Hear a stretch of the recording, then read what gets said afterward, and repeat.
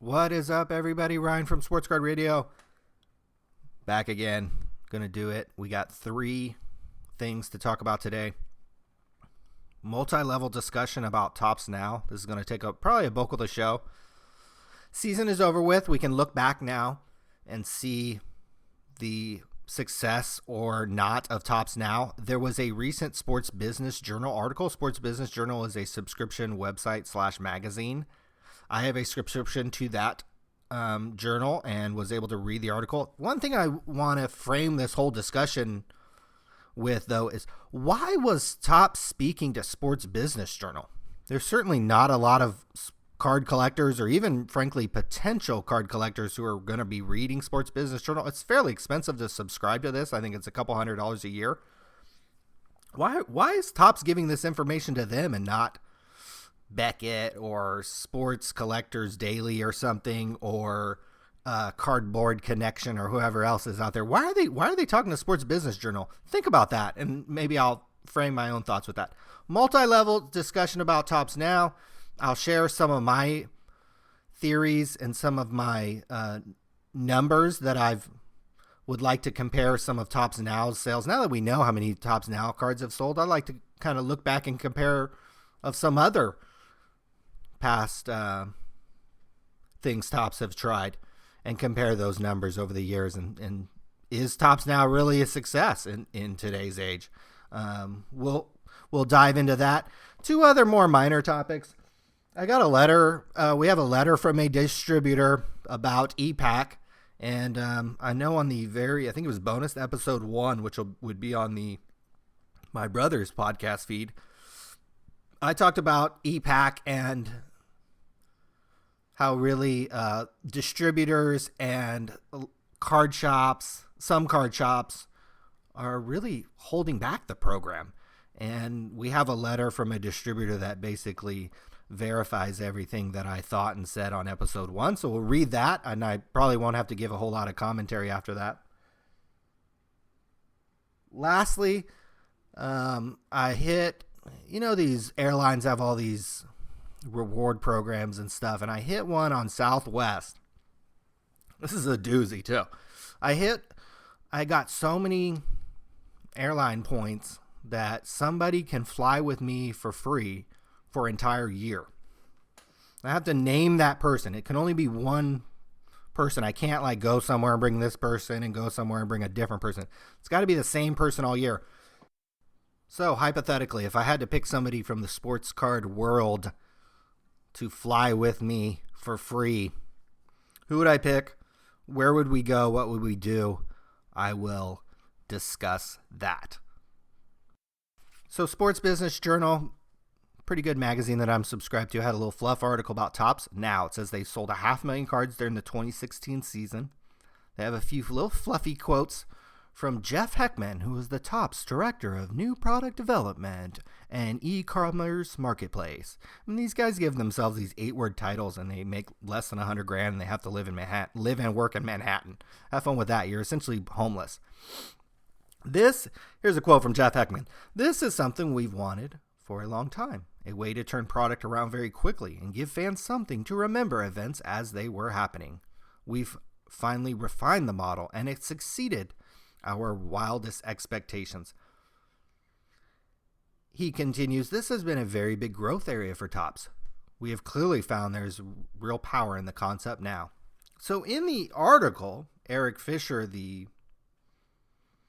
author of the article, he says with more than 500,000 cards sold, the program has represented a mid-7-figure revenue lift to Topps. So that's interesting, and that is definitely accurate. I would say that it's probably, in terms of revenue, it's probably been somewhere between the $5 and $8 million for them in terms of bottom line revenue. Here's the funny thing, guys.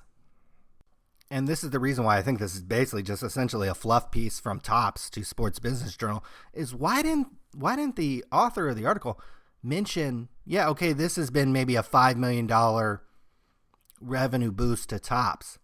What about the NFL license they lost? What do you think the decline on that is?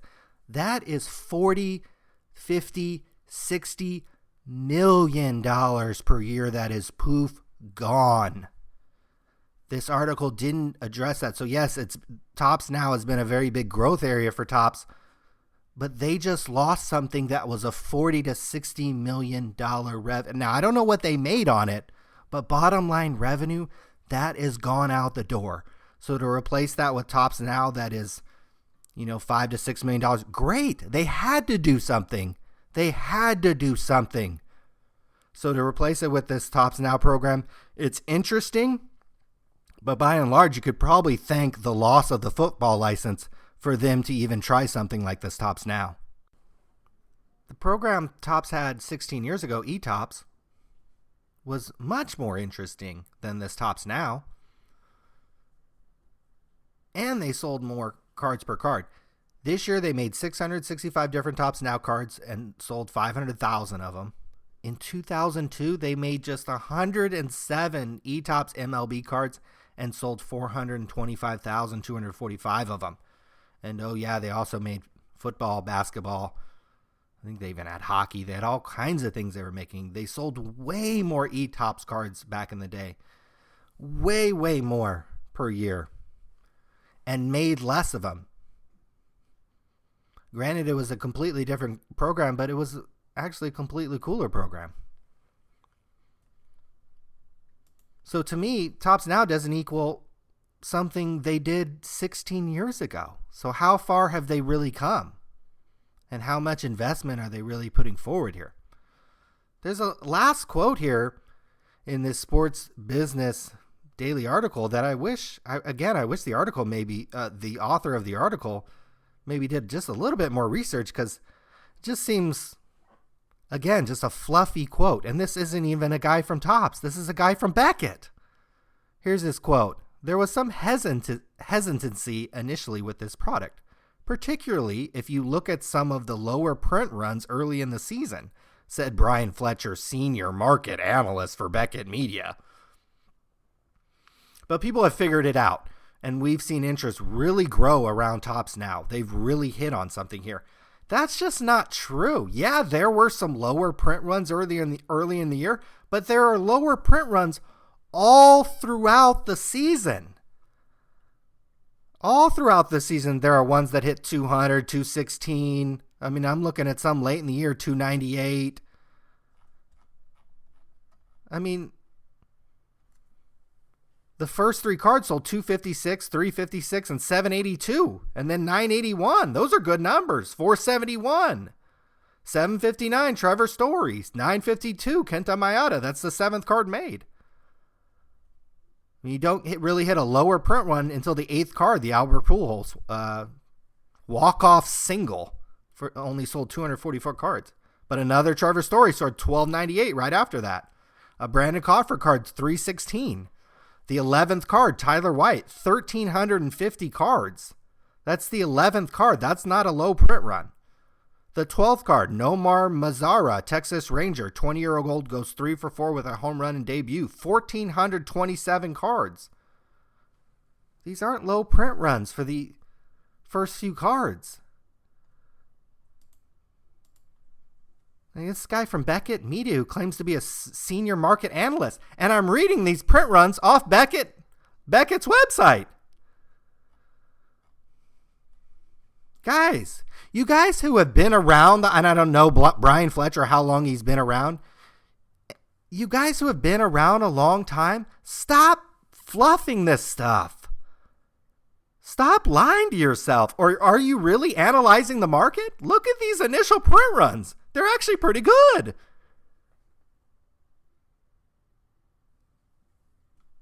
The numbers are right there smack in front of your face.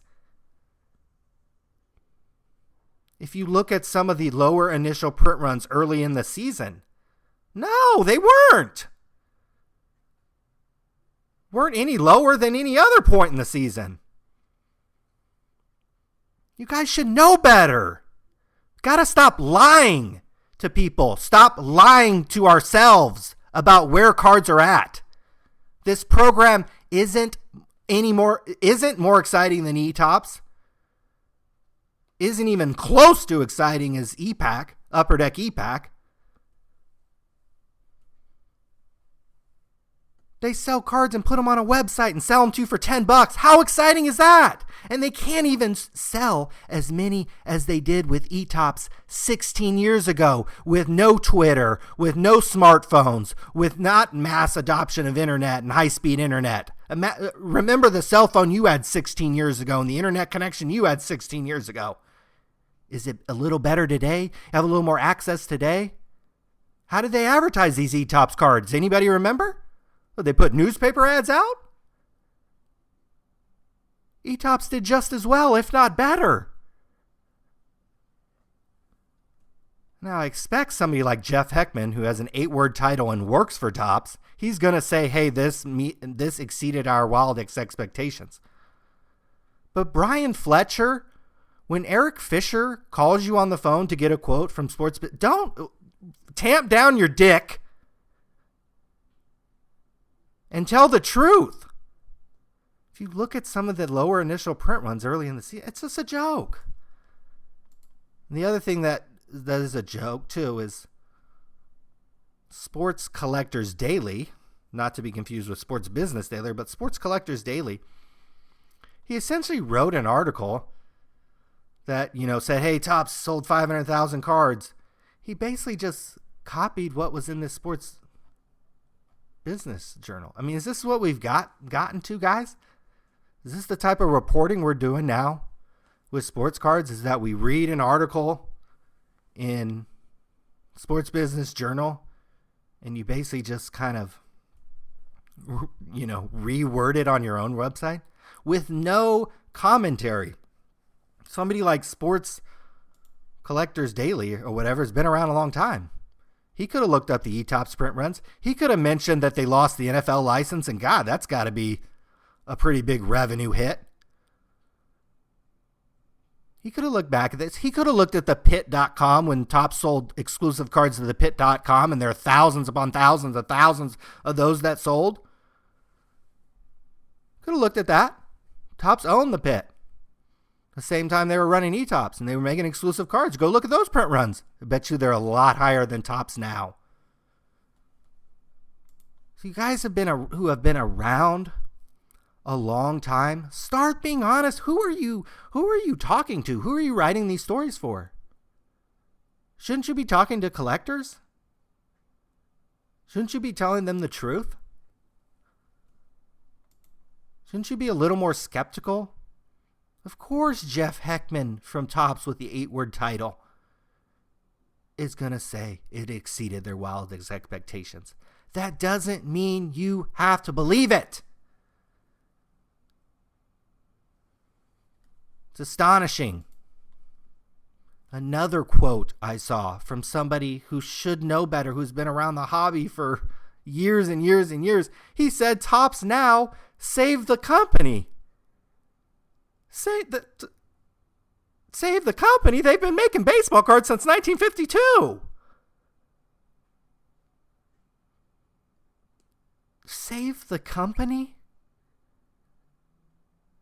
They lost the NFL license, which was $40 to $60 million or more in revenue per year, and replaced it with Topps now, which at best is $5 to $8 million. Do you think that saved the company? Heck no. Now, you guys who have been out of the game maybe for a few years, skipped a few years and gotten back into the hobby, maybe you will make this mistake. Maybe you will think something like Topps now is this huge success. Oh my gosh, they sold 500,000 cards. You could probably sell 500,000 cards on Check Out My Cards in a year. There are dealers that are sitting back and laughing the fact that Topps can only sell a couple hundred cards per day. Topps' strategy to sell cards is to get Darren Rovell to retweet them. To put something on Instagram, put one post on Facebook, tweet 8 times about it, and sell 200 cards, and that exceeded their wildest expectations? And it doesn't even match the sales of eTops. It doesn't even match the sales of the Bowman exclusive cards on the pit.com. It doesn't even match the frenzy that was going on with Connor McDavid and Upper Deck ePack. Not even close. So please, guys who have been around a long time, open your eyes a little bit. The numbers will kind of stagger you, and it will make you think, wow, where have we gone with this hobby? 3 episodes ago, we're talking about how the vintage card market is on a 6-year bull run. The new card market is like on a 20-year decline. So stop believing every word that comes out of Jeff Heckman and his 8-word title at Topps, especially guys like you, Brian Fletcher, who senior market analyst for Beckett Media. Go to your own website and look at the Topps Now print runs.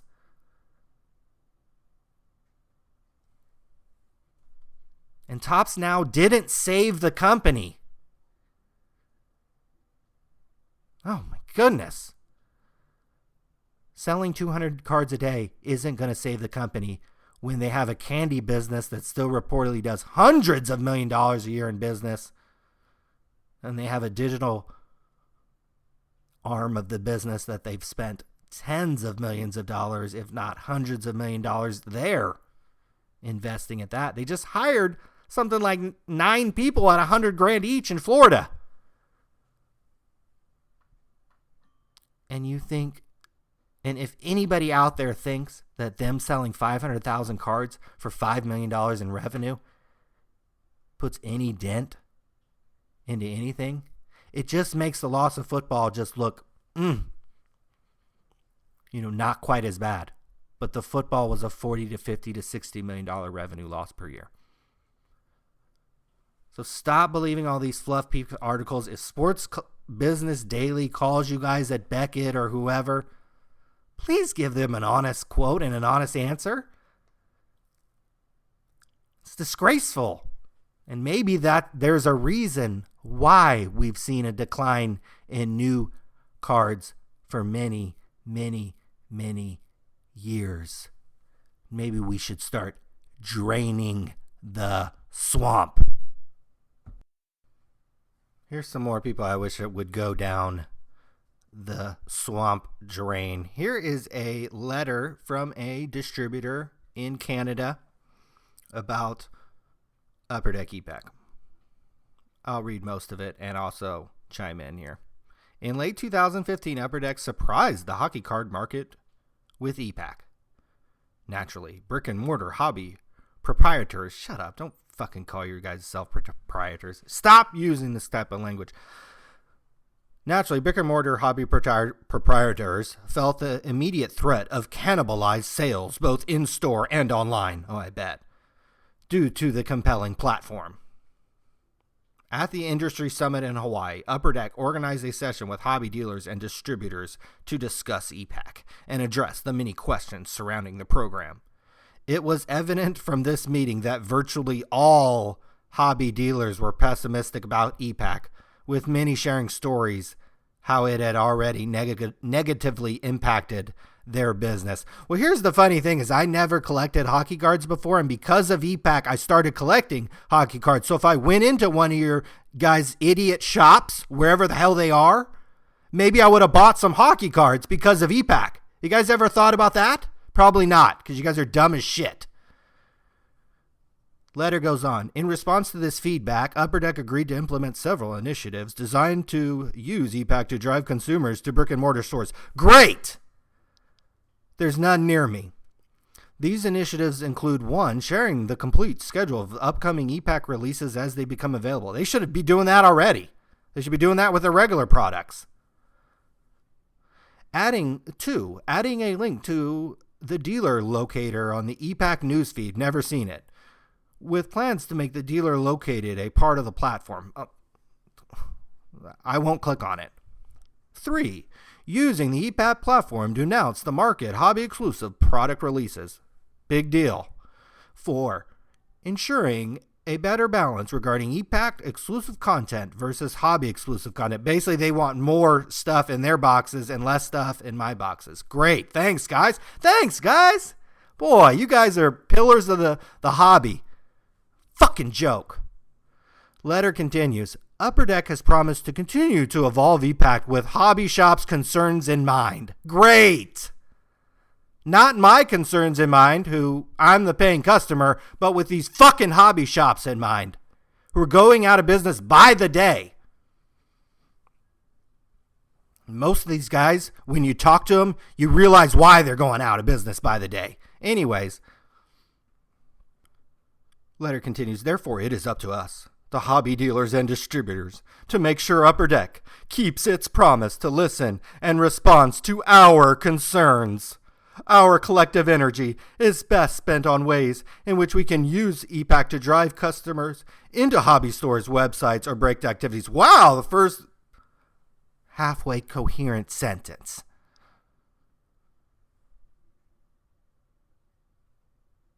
It's a joke. However, we need to remind Upper Deck that the brick and mortar store is responsible for hockey's incredible success over the last 25 years and will continue to be the backbone of collecting in Canada for years to come. Upper Deck needs to assure the hobby brick and mortar that the goal of ePack is to significantly expand the hobby and bring new and lapsed collectors back to collecting. But let's make sure they don't get exclusive content. Let's make sure they get stuff 90 days after it comes out. Let's make sure it's more expensive. Once again, it's very, very, very apparent why the new card market is on a 20-year or more decline, and things like the vintage card market is on a 6-year shot to the moon. There was a Mickey Mantle card that sold, 1952 Topps card PSA 8.5, that sold for $100,000 in 2010. It just sold for $1.3 million the other day. So in 6 years, it went from $100,000 to $1.3 million. That's happened with a lot of big name star vintage cards, high grade stuff. A lot of that stuff has shot up exponentially in value. Exponentially in value.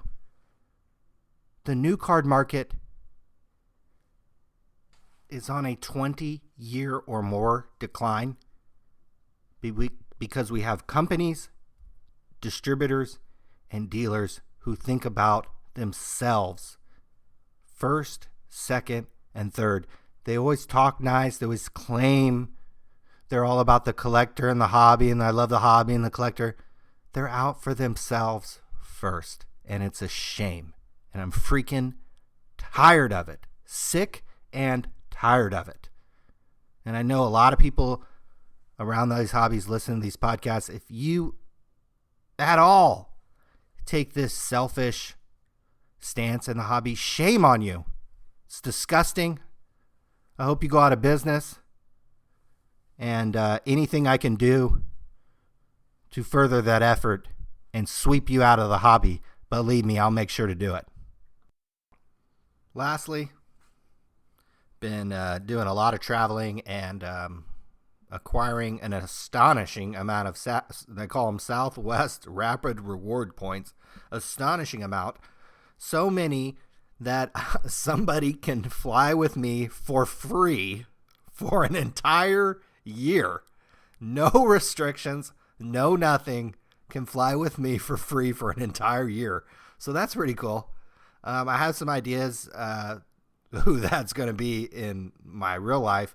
But hypothetically, if I had to take somebody in the sports card world, is there anybody that I could think of that that we would do, that would fly with me for free? And then what would we do? I thought about this a lot being like 15 minutes. And I was like, well, it can't be anybody with a card company. I think the natural indication would be, the owner of Topps or, some big wig at Panini or whatever. Here's the problem with that is that if we do, a half dozen trips somewhere, 10 trips somewhere with somebody from Topps, Panini, Upper Deck, now all of a sudden I become chummy with them and it becomes a boys situation. And that's not good. That's what's happened to most of you guys out there. You're too chummy with these card companies. You're too chummy with one or two employees. You have too much loyalty because you remember opening the packs and chewing the gum, and it still makes your dick hard thinking about that. You guys are too in bed with these people. So nobody from a card company is even in play for me because it just a conflict of interest. End up saying too many nice things over the years about him because you get too close. If you're spending some time with somebody, you sure as heck don't want to be pissed off and angry, especially if you're sitting right next to him on an airplane. First person I thought of, and I don't even know this cat's name, but I've seen this guy everywhere. And it's this black dude who I think he's a dealer, but I always see him at these card shows trying to buy cards. And he goes to the industry summit. He's always got a little roller bag with him. You guys know what I'm talking about. You see him at the shows, guys with roller bags. He's got a bunch of cards. He's always really looking. I always see him trying to buy cards. And there was one time I was standing in line to get my black box, and it was him, this black dude dealer, and this other dealer were having a conversation about Colin Kaepernick. And at this time, Colin Kaepernick was hot. Colin Kaepernick was essentially about as hot as Dak Prescott. And the thing I liked about the black dude was he said something very interesting. He said, you know what? You want to buy and sell these guys cards when they're hot. Don't speculate. Don't buy them when he first comes out or buys them when they're really low. Just flip them while they're hot. And he talked about how, I think he said he made I don't remember, thousands of dollars just flipping Colin Kaepernick cards while they were hot. And I guess today's example, flipping Dak Prescott cards right now, flipping Ezekiel Elliott cards right now, buying and reselling them right now. Don't be like, oh man, I missed the wave there. Or oh, no, just get in the game now and start buying and reselling them. They're hot right now. Get in there. And the other guy was arguing, no, you want to spec, you want to buy him, when he's on the bench, you want to buy him 3 years out and blah, blah, blah. And they were having this big, long conversation. And I just thought that was really interesting. So this dude, he reminds me of this poker player, Iceman. So I'll just refer to him as Iceman. Iceman, that would be fun. What we would do, I would just want to go around to shows with him and see, learn the game. Flip cards. He says he's flipping guys while he's hot. Well, he's probably trying to buy his, Ezekiel Elliott and Dak Prescott cards right now. How does that go down? Is he buying them at shows? Is he buying them online? How's he getting these cards? How much money is he making? Let's do it. So that would be pretty fun. Along the same lines, any high-level group breaker always has a wealth of knowledge that unfortunately doesn't probably come out because, while they're doing their live stream or whatever, maybe they're trying to sell spots, or maybe they're just trying to conduct the break in a entertaining way for all. But these guys have a wealth of knowledge. I mean, these cats who are breaking cases, and they've breaking literally thousands of cases. These guys have stories upon stories of stories about certain products, or this product had a first wave of Odell Beckham cards and didn't. I mean, there are literally tons of these stories. So I think if you had enough time to, and I think, if I was traveling with a group breaker, we'd probably just go to the little card events, go to the card shows, and go to the national, and, maybe they would go to the industry summit. And while they were there, I would just sit by the pool or something.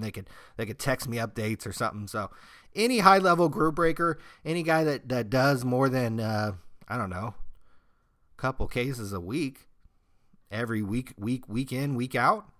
Yeah, that'd be pretty fun because they're seeing a lot of product. They're they're talking to the distributor. They're getting whispers in the ear about all kinds of stuff. I mean, anytime you talk to these guys, you're like, really? That happened? Like, what? Really?